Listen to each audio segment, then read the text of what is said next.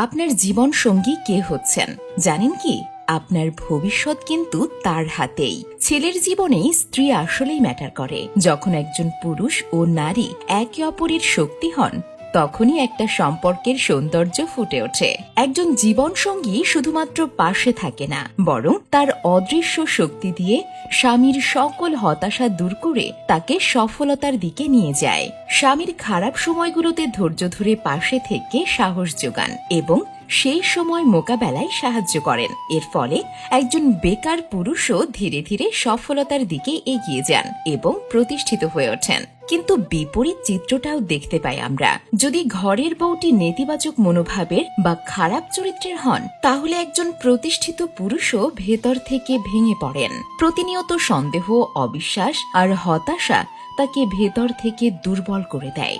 ফলে তিনি তার কর্মস্পৃহা হারিয়ে ফেলেন এবং জীবনযুদ্ধে অনেকটাই পিছিয়ে পড়েন।